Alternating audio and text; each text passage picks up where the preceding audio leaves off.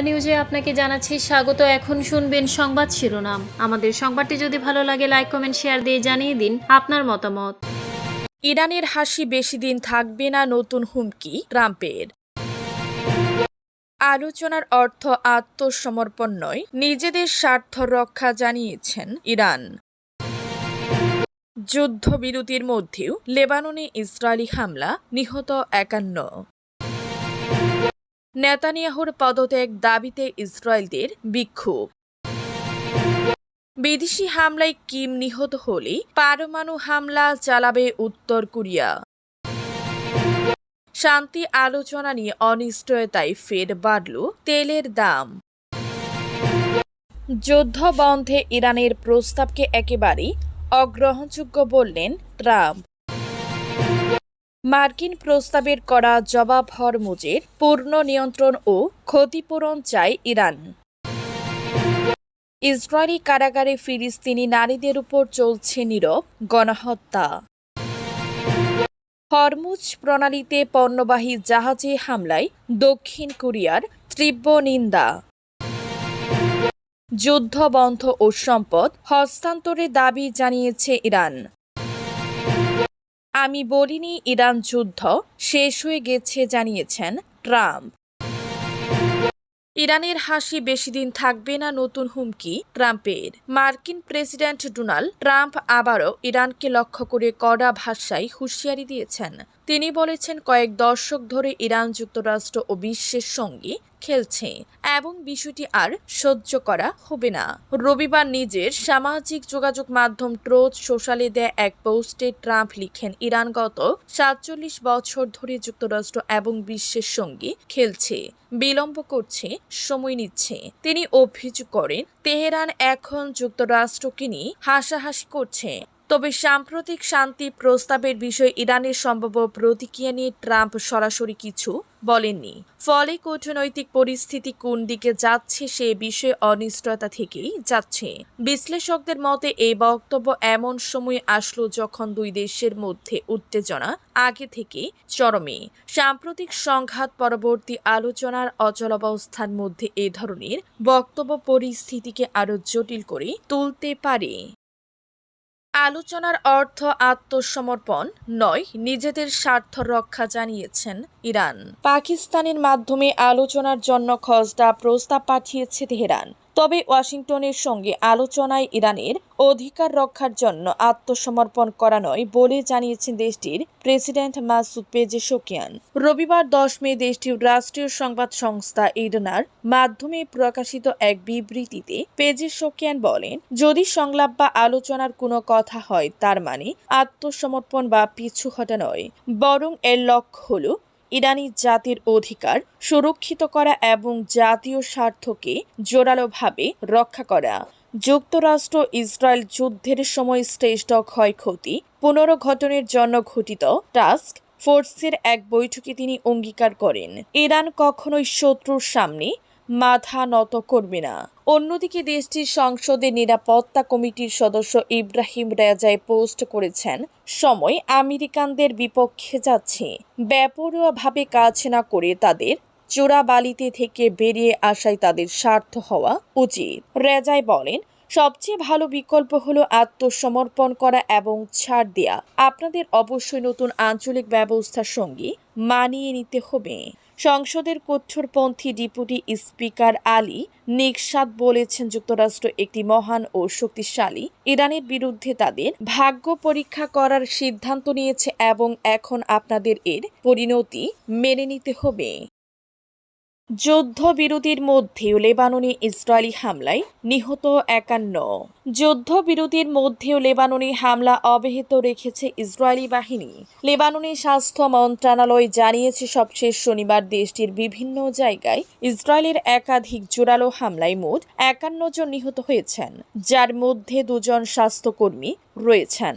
লেবাননের স্বাস্থ্য মন্ত্রণালয় বলেছে, আন্তর্জাতিক আইন ও মানবিক মানদণ্ড লঙ্ঘন অব্যাহত রেখেছে ইসরায়েল এবং তারা প্যারামেডিকেলদের বিরুদ্ধে আরও অপরাধ যুক্ত করছে। তারা বিন্তু জুবেল জেলার কালাউইয়া এবং তিবনিনের দুটি স্থানে হামলা চালিয়েছে। ইসরায়েল সরকার ও হিজবুল্লাহর মধ্যে গত 16 এপ্রিল থেকে যুদ্ধবিরতি চলছে। দুপক্ষের হয়ে এই যুদ্ধবিরতি ঘোষণা করেন যুক্তরাষ্ট্রের প্রেসিডেন্ট ডোনাল্ড ট্রাম্প। যদিও যুদ্ধবিরতির মধ্যে দুপক্ষ একে অপরের বিরুদ্ধে একাধিকবার অস্ত্র তুলে নিয়েছে, চলমান এই যুদ্ধবিরতি তৃতীয় সপ্তাহে পড়েছে। লেবাননি স্বাস্থ্য মন্ত্রণালয়ের তথ্য মতে গত 2 মার্চ থেকে ইসরায়েলি বাহিনীর নতুন সামরিক অভিযানে 2844 জন প্রাণ হারিয়েছেন। জাতিসংঘ জানিয়েছে 130টিরও বেশি ইসরায়েলি হামলায় অন্তত 103 চিকিৎসাকর্মী নিহত এবং আরও 230 জন আহত হয়েছেন। দক্ষিণ লেবাননের টাইনে লেবালিজ সিভিল ডিফেন্সের প্রধান আলী সাফিউদ্দিন বলেন, আমরা প্রতিটি মুহূর্ত প্রতিদিনই হুমকির মধ্যে আছি। নেতানিয়াহুর পদত্যাগ দাবিতে ইসরায়েলদের বিক্ষোভ। গাজা যুদ্ধ দীর্ঘস্থায়ী হওয়া এবং ইরানের সঙ্গে ক্রমবর্ধমান উত্তেজনার মাঝে খোদ ইসরায়েলের ভিতরে তীব্র গণবিক্ষোভ শুরু হয়েছে। ইসরায়েলি প্রধানমন্ত্রী বেনিয়ামিন নেতানিয়াহুর পদত্যাগ এবং জিম্মিদের মুক্তির দাবিতে রাজধানী তেল আবিব সহ দেশটির প্রধান শহরগুলিতে রাজপথে নেমে এসেছেন হাজার হাজার মানুষ। বিক্ষোভকারীদের অভিযোগ, নেতানিয়াহু সরকার ব্যক্তিগত রাজনৈতিক স্বার্থে যুদ্ধ টেনে নিচ্ছেন এবং বন্দীদের জীবন ঝুঁকির মুখে ফেলছেন। বিশেষ করে ইরানের সাথে নতুন করে যুদ্ধাবস্থা তৈরির প্রচেষ্টাকে তারা বিপজ্জনক হিসেবে অভিহিত করেছেন। রবিবার প্রকাশিত এক প্রতিবেদনে এ তথ্য জানিয়েছে মিডল ইস্ট আই। প্রতিবেদনে বলা হয়, ইসরায়েলের অভ্যন্তরীণ রাজনৈতিক উত্তেজনা, ইরান ও লেবাননকে ঘিরে চলমান সংঘাত এবং কঠোর অর্থোডক্স ইহুদিদের সামরিক বাহিনীতে বাধ্যতামূলক নিয়োগ থেকে ছাড় দেওয়ার বিতর্কের মধ্যে এই বিক্ষোভ অনুষ্ঠিত হয়েছে। চলতি বছরের শেষ দিকে সম্ভব সাধারণ নির্বাচনকে সামনে রেখে এসব ইস্যুতে দেশটির জনমত আরও বিভক্ত হয়ে পড়ছে। বিক্ষোভে অংশ নিয়ে 83 বছর বয়সী অবসরপ্রাপ্ত নাগরিক ডেভিড আলকান বার্তা সংস্থা রয়টার্সকে বলেন, আমি সরকারের বিরুদ্ধে প্রতিবাদ জানাতে এখানে এসেছি। বিদেশি হামলায় কিম নিহত হলে পারমাণু হামলা চালাবে উত্তর কোরিয়া। উত্তর কোরিয়ার শীর্ষ নেতা কিম জং উনকে কোনো বিদেশি শক্তি হত্যা করলে বা তাকে ক্ষমতাচ্যুত করার চেষ্টা করলে স্বয়ংক্রিয়ভাবে পাল্টা পারমাণবিক হামলা চালানো হবে, এমন বিধান যুক্ত করে সংবিধান সংশোধন করেছে পিয়ংইয়ং। সম্প্রতি ইরান ইসরায়েল যুক্তরাষ্ট্র সংঘাতের প্রেক্ষাপটে নিজেদের শীর্ষ নেতৃত্বে নিরাপত্তা জোরদার করতে এই পদক্ষেপ নেওয়া হয়েছে বলে ধারণা করা হচ্ছে। গত সপ্তাহে দক্ষিণ কোরিয়ার জাতীয় গোয়েন্দা সংস্থা এনআইএস দেশটির সরকারের জ্যেষ্ঠ কর্মকর্তাদের এক ব্রিফিংয়ে এ তথ্য জানায়। সংস্থাটি জানায়, পিয়ংইয়ংয়ে অনুষ্ঠিত 15তম সুপ্রিম পিপলস অ্যাসেম্বলির প্রথম অধিবেশনে সাংবিধানিক এই সংশোধনীও গৃহীত হয়। নতুন নীতিমালা অনুযায়ী কিম জং উন যদি কোনো কারণে কমান্ড দেওয়ার অবস্থায় না থাকেন বা নিহত হন, তাহলে উত্তর কোরিয়ার পরমাণু অস্ত্র নিয়ন্ত্রণ ব্যবস্থা স্বয়ংক্রিয়ভাবে সক্রিয় হয়ে উঠবে। পরমাণু নীতি সংক্রান্ত আইনের সংশোধিত 3য় অনুচ্ছেদে বলা হয়েছে, শত্রুপক্ষের হামলায় রাষ্ট্রের পারমাণবিক বাহিনীর কমান্ড অ্যান্ড কন্ট্রোল ব্যবস্থা ঝুঁকির মুখে পড়লে তাৎক্ষণিক ও স্বয়ংক্রিয়ভাবে পারমাণবিক হামলা চালানো হবে। আগে এটি অনানুষ্ঠানিক নীতি হিসেবে থাকলেও এখন তা দেশটির সংবিধানে স্থায়ীভাবে অন্তর্ভুক্ত করা হয়েছে। শান্তি আলোচনা নিয়ে অনিশ্চয়তায় ফের বাড়ল তেলের দাম। ইরান যুদ্ধ বন্ধে সম্ভাব্য শান্তি আলোচনার অনিশ্চয়তা ঘনীভূত হওয়ায় বিশ্ববাজারে ফের ঊর্ধ্বমুখী অপরিশোধিত তেলের দাম। মার্কিন সংবাদ মাধ্যম সিএনএন তাদের এক প্রতিবেদনে এ খবর জানিয়েছে। সংবাদ মাধ্যমটি জানায়, রবিবার ব্র্যান্ড ক্রুডের মূল্য 3.17% বেড়ে ব্যারেল প্রতি 104.50 ডলারে পৌঁছেছে। একই সময় মার্কিন অপরিশোধিত তেলের দামও 3.21% বৃদ্ধি পেয়ে দাঁড়িয়েছে প্রায় 98.48 ডলারে। মার্কিন যুক্তরাষ্ট্র ও ইরানের মধ্যে শান্তি আলোচনা আবারও থমকে গেছে। হচ্ছে এমনটাই ধারণা করা হচ্ছে।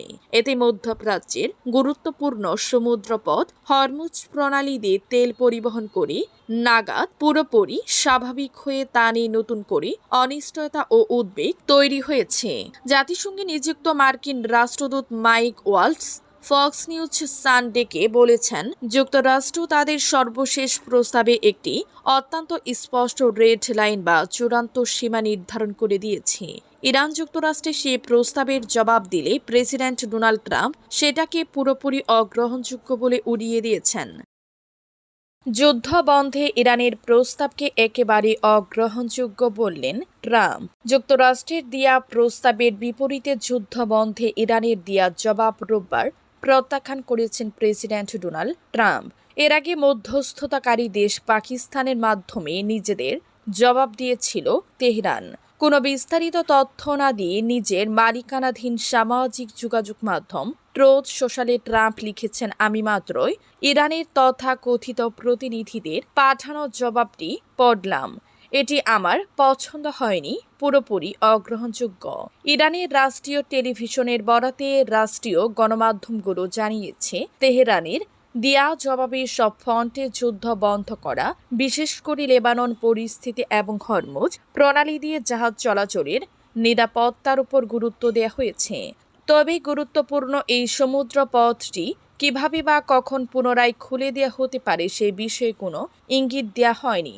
যুক্তরাষ্ট্রের পক্ষ থেকে একটি প্রস্তাব দেওয়া হয়েছিল। এর পরিপ্রেক্ষিতে পারমাণবিক কর্মসূচি সহ আরও বিবদমান বিষয়গুলো নিয়ে আলোচনা শুরুর আগে লড়াই বন্ধ করার বিষয়ে তেহরান এই জবাব দিল। মার্কিন প্রস্তাবের কড়া জবাব, হরমুজের পূর্ণ নিয়ন্ত্রণ ও ক্ষতিপূরণ চায় ইরান।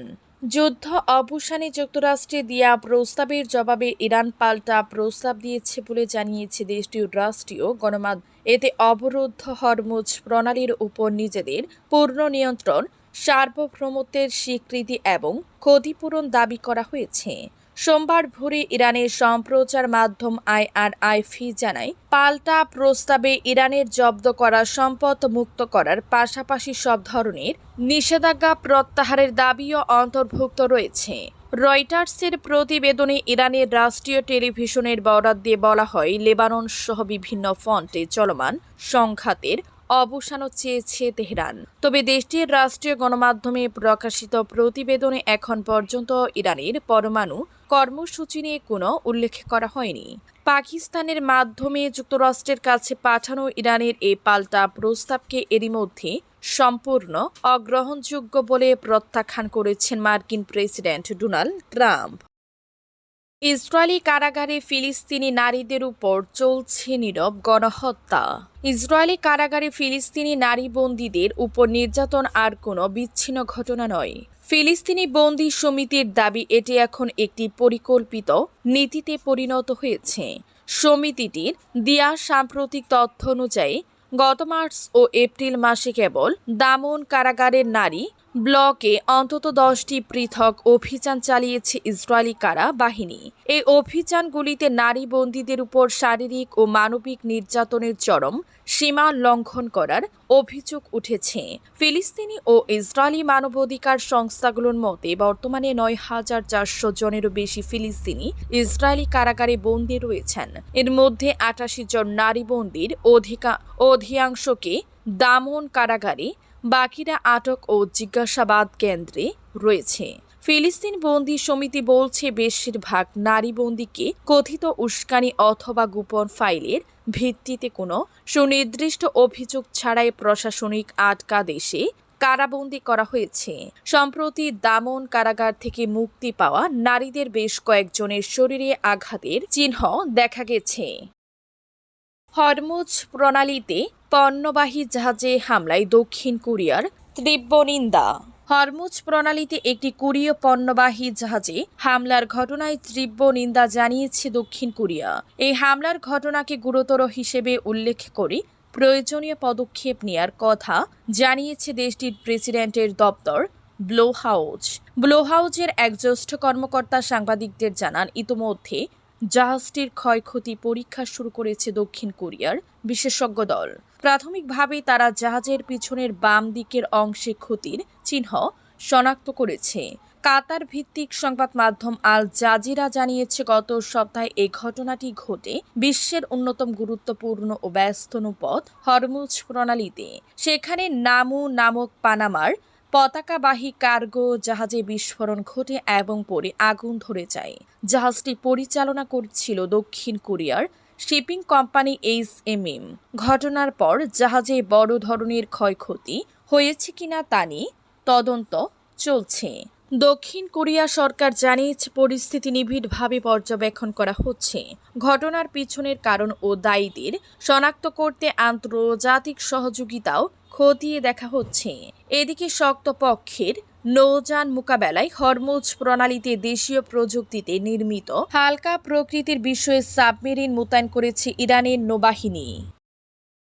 যুদ্ধ বন্ধ ও সম্পদ হস্তান্তরের দাবি জানিয়েছে ইরান। যুক্তরাষ্ট্রের শান্তি প্রস্তাবের প্রেক্ষাপটে অবিলম্বে যুদ্ধ বন্ধের পাশাপাশি নতুন কোনো হামলা চালানোর অনিশ্চয়তা চেয়েছে ইরান। দেশটির রাষ্ট্রীয় সম্প্রচার মাধ্যম IRIB জানিয়েছে, তেহরান যুদ্ধের ক্ষয়ক্ষতির এবং হরমুজ প্রণালীর উপর ইসলামিক প্রজাতন্ত্রের সার্বভৌমত্বের স্বীকৃতিও দাবি করেছে। সাপ্তাহিক সংবাদ সম্মেলনে দেশটির মন্ত্রণালয়ের মুখপাত্র ইসমাইল বাকাই বলেন, আমরা কোনো ছাড় দাবি করিনি, আমরা শুধু ইরানের ন্যায্য অধিকার দাবি করেছি। তিনি আরও বলেন, ইরানের দাবিগুলোর মধ্যে রয়েছে যুদ্ধের অবসান, মার্কিন নৌ অবরোধের অবসান এবং ইরানি জনগণের সেই সম্পদ মুক্তি যা বছরের পর বছর ধরে অন্যায়ভাবে বিদেশি ব্যাংকে আটকে আছে। এর আগে স্থানীয় সময় রবিবার 10 মে ইসলামাবাদের মাধ্যমে ওয়াশিংটনকে খসড়া প্রস্তাব পাঠিয়েছিল তেহরান। তবে ডোনাল্ড ট্রাম্প তেহরানের পাঠানো প্রস্তাবটি সম্পূর্ণ অগ্রহণযোগ্য আখ্যা দিয়ে তা প্রত্যাখ্যান করে দেন। ইরানের সংবাদ মাধ্যম তাসনিম নিউজের প্রতিবেদনে বলা হয়েছে, মার্কিন বৈদেশিক সম্পদ নিয়ন্ত্রণ দপ্তরকে ও FSC 30 দিনের জন্য ইরানের তেল বিক্রির উপর থেকে নিষেধাজ্ঞা তুলে নেওয়ার পাশাপাশি দেশটির উপর নৌ অবরোধ শেষ করারও আহ্বান জানানো হয়েছে। আমি বলিনি ইরান যুদ্ধ শেষ হয়ে গিয়েছে জানিয়েছেন ট্রাম্প। মার্কিন প্রেসিডেন্ট ডোনাল্ড ট্রাম্প স্পষ্ট করে জানিয়েছেন, ইরানের বিরুদ্ধে যুদ্ধ শেষ হয়ে গিয়েছে এমন মন্তব্য তিনি করেনি।